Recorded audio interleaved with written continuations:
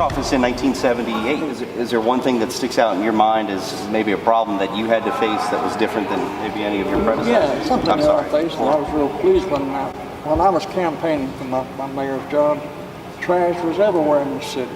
The city had $125,000, I think, set aside in the sanitation budget, and they did the best they could with it. But they couldn't pick up garbage and trash. They pick up the garbage and they would leave the trash. When I decided to advertise for a garbage company to pick it up in 3 or 4 weeks, the city was clean. And we had ditches on each side of the 2 lanes on Robert Road you could bury a car in. Sure. We widened them and we put a bike path on one side and walk sidewalks on the other.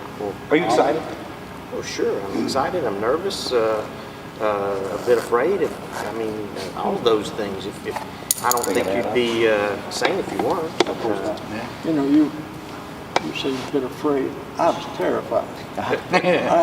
F.M. Pierce was a nice guy running against me and Bob Lawrence, and I got 76%. And that sounds good, but it's scary because they expect you to do something terrific. Right. I'm terrified. I really was. If each of you had a word of advice for the mayor-elect, what would you say?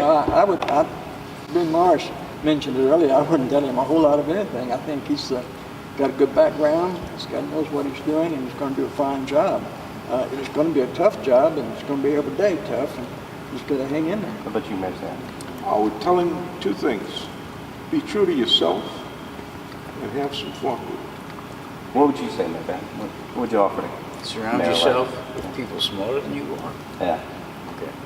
Don't micromanage. Mayor Drennan, what would be your words of advice to our fair mayor-elect? Very simple. Don't have to make decisions every day. Make decisions that affect the masses. Yep.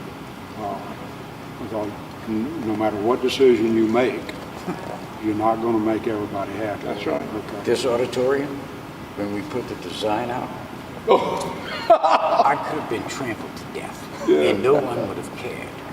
Okay, except, and it was like you said, some small groups that said, "Oh, this is horrible." You know, What do you, when you leave office here in a couple of days, what do you think is going to be your lasting footprint? Is there one thing that people look back and say, we can thank Mayor Drennan for that?